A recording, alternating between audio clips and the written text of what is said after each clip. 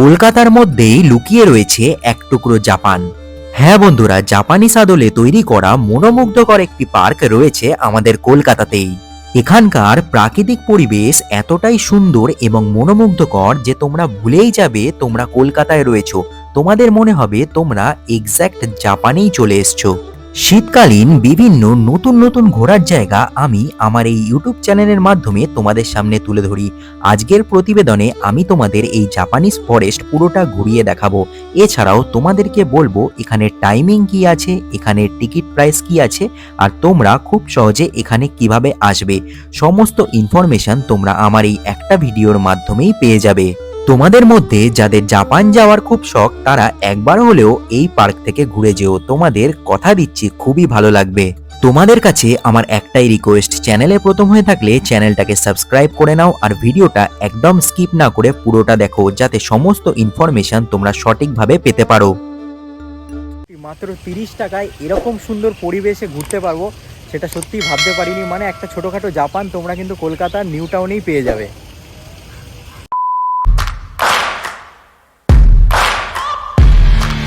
Hello and welcome back বন্ধুরা, ঋতিবনী ব্লগসের আরও একটা ভিডিওতে তোমাদের সবাইকে স্বাগত। আজকে আমি তোমাদেরকে কলকাতার মধ্যে থাকা এক জাপানে ঘুরতে নিয়ে যাব, যেই জায়গাটা কিন্তু এখনও অনেকে জায়গাটার সম্পর্কে জানে না। ভিডিওটা খুবই ভালো লাগবে, কিভাবে তোমরা আসবে সমস্ত ইনফরমেশান দেবো। চ্যানেলে যদি প্রথম হয়ে থাকো বলে রাখি, আমি ঋত্বিক, তোমরা দেখছো ঋতিবনী ব্লগস। একটু স্কিপ না করে পুরো ভিডিওটা দেখতে থাকো, অনেক ইনফরমেশান পাবে। মিনি জাপান আসতে হলে তোমাদের চলে আসতে হবে এই আইফেল টাওয়ারের সামনে, ইকো পার্কের এই আইফেল টাওয়ারের সামনে যে টিকিট কাউন্টার রয়েছে, এইখানে রয়েছে টিকিট কাউন্টারটা। এখান থেকে টিকিট কেটে তোমাদের প্রবেশ করতে হবে ভিতরে, আর একটু এগোলেই তোমরা দেখতে পাবে মিনি জাপান কলকাতার মধ্যে। এই হচ্ছে টিকিট কেটে প্রবেশ করে গেলাম, 30 টাকা করে টিকিট। জানো টিকিট প্রাইস কিন্তু একই রয়েছে ইকো পার্কের। দেখো এই দিকের গেট থেকে আমরা প্রবেশ করলাম, এই গেটের নাম হচ্ছে 8B আর টিকিট কাউন্টারের নাম হচ্ছে 8 নাম্বার টিকিট কাউন্টার থেকে তোমাদের কিন্তু প্রবেশ করতে হবে। কলকাতার এই ইকো পার্কে কিন্তু 12 মাসই ভিড় থাকে, এখনও কিন্তু তার ব্যতিক্রম নয়। দেখো মানুষজন বসে কিন্তু পিকনিক করছে, আর শীতকাল জুড়ে কিন্তু এইখানে পিকনিক চলতেই থাকে। চলো একটু এগোলেই আমরা কিন্তু মিনি জাপানে পৌঁছে যাব। তোমরা যদি এই দিকের গেট থেকে প্রবেশ করো তাহলে কিন্তু জাপানিজ ফরেস্ট একদম তোমরা সামনে পেয়ে যাবে। আর তোমরা দেখতেই পাচ্ছ সামনে কি সুন্দর সিংহের মূর্তি রাখা রয়েছে। এইগুলোকে অ্যাকচুয়ালি শুভ মনে করা হয়, যার কারণে এইগুলো একদম জাপানিজ ফরেস্টের সামনেই এনারা রেখে দিয়েছেন।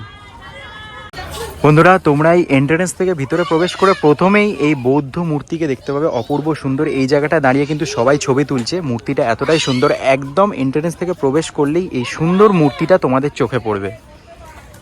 এই হচ্ছে বৌদ্ধ মূর্তি, আর এই মূর্তির ডান সাইড থেকে কিন্তু তোমরা যাত্রা শুরু করবে। এই ঢুকে ডান দিকে চলে আসবে, এই রাস্তা ধরেই তোমাদের এগোতে হবে। একটু এগোলেই এরকম গেট দেখতে পাবে। এখানে কিন্তু প্রত্যেকটা গেটের এক একটা মাহাত্ম্য রয়েছে। দেখো এখানে লেখা রয়েছে, এই গেটগুলোকে অ্যাকচুয়ালি খুব শুভ মনে করা হয়। গেটগুলোর ভিতর দিয়ে গেলে বলা হয় নেগেটিভিটি দূর হয়ে যায়। তো এইখানে বিভিন্ন জিনিসের খুব সুন্দর মাহাত্ম্য আছে। এছাড়াও আরও মেন অ্যাট্রাকটিভ জিনিস হচ্ছে এইখানের এই বিভিন্ন এক্সপ্রেশনের বৌদ্ধ মূর্তি। দেখো মানে কেউ হাসছে, কেউ গম্ভীর রয়েছে, মানে বিভিন্ন এক্সপ্রেশন। প্রত্যেকটা বৌদ্ধ মূর্তির কিন্তু আলাদা আলাদা এক্সপ্রেশন আছে, তোমরা ভালো করে খেয়াল করলে দেখতে পাবে। দেখো জাপানিজরা স্পেশালি মনে করে এই মূর্তিগুলো হচ্ছে পরিবেশকে রক্ষা করে, ইভেন রাতের বেলায় জ্যান্ত হয়ে যায়, যার কারণে এই জায়গাটা কিন্তু খুব সুন্দরভাবে লাইট দিয়ে সাজানো হয় রাতের বেলায়। প্রত্যেকটা মূর্তির কিন্তু আলাদা আলাদা এক্সপ্রেশন আছে, আর এইটাকে কিন্তু খুবই পজিটিভ মনে করা হয়। দেখো একটু এগোলেই কিন্তু তোমরা এরকম সুন্দর গাছের ছাউনি দিয়ে ঘেরা একটা জায়গা দেখতে পাবে। কি অপূর্ব সুন্দর পরিবেশ এই জাপানিজ ফরেস্টের, খুব ভালো লাগবে। আর রাতের বেলায় কিন্তু এখানে প্রত্যেকটা জায়গায় লাইট দেওয়া রয়েছে। দেখো এইগুলোতে কিন্তু লাইট দেওয়া, দারুণ লাগবে, দারুণ। এখন আমরা চলে এসেছি জিগজ্যাগ ব্রিজের সামনে। দেখো এই ব্রিজটাকে বলা হয় জিগজ্যাগ ব্রিজ। এরমভাবে গিয়ে এইভাবে যাচ্ছে। দেখো পরিবেশ দেখো, জাস্ট এখানে জলাশয়টাকে দেখো, অপূর্ব সুন্দর। পড়ন্ত বিকেলে এরকম একটা পরিবেশে কিন্তু তোমরা সময় কাটাতে পারবে, কি দারুণ। আর জায়গাগুলো কিন্তু খুবই ফটোজেনিক, মানে এখানে আসলে তোমরা খুব ভালো ভালো ছবি তুলতে পারবে। অপূর্ব সুন্দর এই ব্রিজ।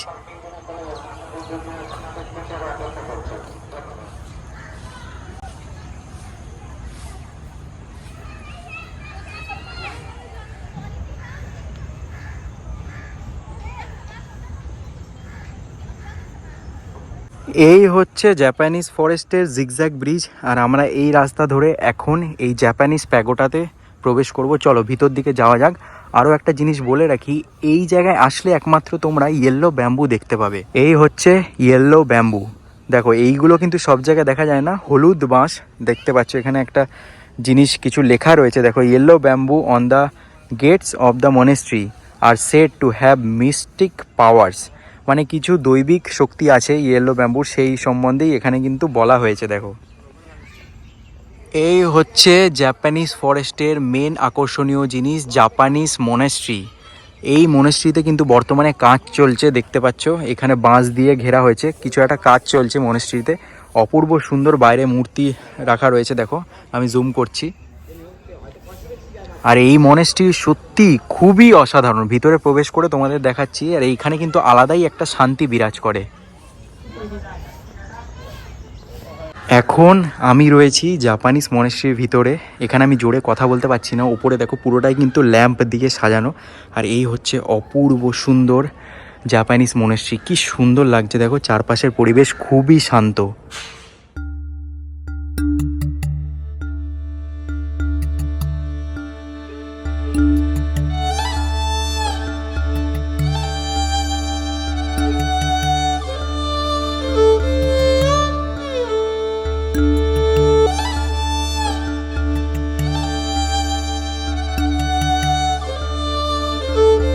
এই দিকে ছিল জাপানিজ মনেস্ট্রি, আর এই হচ্ছে সিরিজ অফ তোরি। এখানে লেখা রয়েছে দেখো, walk quietly through the series of torii, counting your steps it will make you feel connected with your inner soul. দেখো এখানে পুরোটা তোমরা পড়ে নিও, আমি জুম করে দিচ্ছি, দেখে নাও। আর এই হচ্ছে সিরিজ অফ তোরি, বলা হয় এর ভিতর দিয়ে গেলে নেগেটিভিটি দূর করা হয়। এখানে দেখো জাপানিজ ভাষায় অনেক কিছু লেখা রয়েছে, মানে যেগুলো আমরা বুঝতে পারবো না, কিন্তু এইটা নেগেটিভিটি দূর করে, এটা আমি জানি। আর এরকম জায়গা কিন্তু জাপানে প্রচুর রয়েছে, পুরো জাপানটাকেই এইখানে তুলে ধরা হয়েছে। ও ওই দিকটায় রয়েছে সিরিজ অফ তোরি, তোমাদেরকে একটু দেখালাম। ওইখান থেকে একটু এগোলেই এই অপূর্ব সুন্দর জলাশয় তোমরা দেখতে পাবে। এইখানে কিন্তু দুটো সিংহ রাখা রয়েছে, আর ওখানে জল পড়ছে, একটা ফাউন্টেন মতো করা আছে। আর এইখানে কিন্তু একটা ব্রিজ রয়েছে, খুব সুন্দর, ব্রিজটা আমি পরে দেখাচ্ছি। আর এছাড়াও এইখানে দেখো একটা জল উঠছে, মানে এরমভাবে বুলবুলি করে উঠছে দেখো।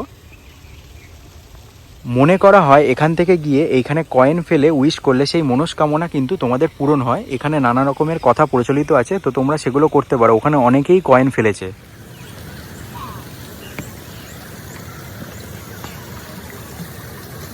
বন্ধুরা এই মূর্তিগুলোর ব্যাপারে তো তোমাদের বলেছি, মনে করা হয় এই মূর্তিগুলো রাত্রে জ্যান্ত হয়ে যায় এবং এই প্রকৃতিকে এনারা রক্ষা করেন আর প্রকৃতিতে শান্তি বজায় রাখেন। এখানেও দেখো আলাদা আলাদা সব এক্সপ্রেশন আছে। আর এরকম মূর্তি কিন্তু এই জাপানিজ ফরেস্টে তোমরা ভালোই দেখতে পাবে, মানে একটু দূরে দূরেই এরকম মূর্তি তোমরা দেখতে পাবে। বন্ধুরা এই জাপানিজ ফরেস্টে প্রবেশ করার জন্য আলাদা করে কোনো টিকিট লাগে না, সত্যি মাত্র 30 টাকায় এরকম সুন্দর পরিবেশে ঘুরতে পারবো, সেটা সত্যিই ভাবতে পারিনি। মানে একটা ছোটোখাটো জাপান তোমরা কিন্তু কলকাতার নিউ টাউনেই পেয়ে যাবে। এই জলাশয়ের পাশে কিন্তু এরকম জায়গায় জায়গায় লাইট করা রয়েছে, এখানে কিন্তু লাইট রয়েছে প্রত্যেকটা জায়গায়, কিন্তু তোমরা লাইট পেয়ে যাবে। আর সন্ধে হলেই কিন্তু এই জায়গাগুলোর একটা অপূর্ব সৌন্দর্য তোমাদের সামনে আমি তুলে ধরার চেষ্টা করব। সন্ধে হোক, সন্ধে হলে জায়গাটা পুরো ভাইবসই চেঞ্জ হয়ে যায়, বলে না, মানে জায়গাটা পুরো আলাদা রকমেরই হয়ে যায়। দেখো এইগুলো হচ্ছে সব লাইট, সন্ধে হলেই কিন্তু এই লাইটগুলো জ্বালিয়ে দেওয়া হয়। এই জায়গাটায় ভালো করে খেয়াল করো, জাপানিজ ওয়ার্ডে লেখা বিভিন্ন পতাকা এখানে রয়েছে, এইগুলোকে শুভ মনে করা হয়। জাপানিজ ভাষায় সব নানান ধরনের লেখা রয়েছে, তো এইখানে এসে তোমরা ছবি তুলতে পারো। এই জায়গাটা কিন্তু খুবই সুন্দর। এই হচ্ছে সেই ব্রিজ, যে ব্রিজ ওখান থেকে আমি তোমাদেরকে দেখাচ্ছিলাম। এই ব্রিজের ওপরে উঠে তোমরা কিন্তু ছবি তুলতে পারো।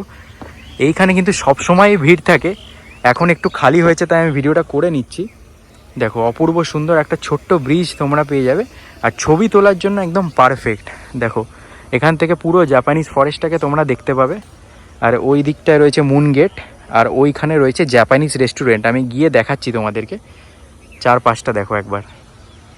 এই জায়গাটায় এত কিছু জানার আছে, তোমরা না আসলে এখানে বুঝতে পারবে না। মানে জাপানে কোন কোন জিনিসকে শুভ মনে করা হয়, এই জায়গাটায় আসলে কিন্তু তোমরা জানতে পারবে। এছাড়া অনেক নতুন নতুন জিনিস তোমরা জানতে পারবে। এই হচ্ছে মুন গেট, দেখো এখানে লেখা রয়েছে। এই গেটেরও কিছু একটা মাহাত্ম্য আছে, আমি জুম করে দিচ্ছি, তোমরা পড়ে নিও। এই হচ্ছে অপূর্ব সুন্দর মুন গেট। আর এইখানে এই যে তোমরা ছোট ছোট বাঁশগুলো দেখছো, এইগুলো কিন্তু অ্যাকচুয়ালি লাইট। রাত না হলে তোমরা বুঝতে পারবে না। দেখো এর ভিতরে হচ্ছে লাইট আছে, এখানে কাঁচ দেওয়া রয়েছে আর এর ভিতরে লাইট লাগানো রয়েছে। এখান থেকে লাইটগুলো যখন জ্বলবে রাত্রিবেলায় অপূর্ব সুন্দর লাগবে। অনেকেরই কোয়ারি থাকতে পারে, এই পার্কে কিন্তু ওয়াশরুমের ব্যবস্থাও রয়েছে। একদম এন্ট্রান্স থেকে ঢুকেই তোমরা কিন্তু ওয়াশরুমের ফেসিলিটি পেয়ে যাবে। তো তোমাদের ওয়াশরুম নিয়েও জলের ব্যবস্থা নিয়েও কোনো চাপ হবে না, সবই কিন্তু রয়েছে। এছাড়াও বন্ধুরা জায়গায় জায়গায় এরকম বসার জায়গা তোমরা পেয়ে যাবে। তো এখানে বসে তোমরা সময় কাটাতে পারো। এখানে কিন্তু অনেক বসার জায়গা রয়েছে, একদম এই মুন গেটের পাশেই কিন্তু এই বসার জায়গাগুলো তোমরা পেয়ে যাবে। এই হচ্ছে জাপানিজ ফরেস্টের মেন আকর্ষণ, জাপানিজ রেস্টুরেন্ট। এখানে তোমরা জাপানিজ রেস্টুরেন্ট পেয়ে যাবে, যেখানে জাপানিজ খাবার দাবার তোমরা এনজয় করতে পারবে। এই হচ্ছে জাপানিজ রেস্টুরেন্টের মেনু কার্ড, তোমরা দেখে নিতে পারো। এখানে মেনুর ডিটেলস আমি দিয়ে দিলাম, পজ করে তোমরা দেখে নিতে পারো। দেখো রেস্টুরেন্টের লাইট কিন্তু কিছুক্ষণ আগে অবধি বন্ধ ছিল, এখন লাইট জ্বালিয়ে দিল এক্ষুনি। এইখানে বসে কিন্তু এই জাপানিজ রেস্টুরেন্টে তোমরা কিন্তু খাওয়া দাওয়া এনজয় করতে পারো। দেখো চেয়ার টেবিল রাখা রয়েছে, ওইখানেও বসতে পারো, এছাড়াও ভিতরেও বসতে পারো, যেখানে যেমন খুশি। সিটিং এরিয়া কিন্তু অনেকটাই বড়। দেখো তোমাদেরকে একটু আগেই বলছিলাম সন্ধে হলে অপূর্ব সুন্দর লাগবে। আর দেখো লাইট কিন্তু জ্বালিয়ে দিয়েছে, কি সুন্দর লাগছে। দেখো চারপাশটা অপূর্ব সুন্দর এই জাপানিজ ফরেস্ট।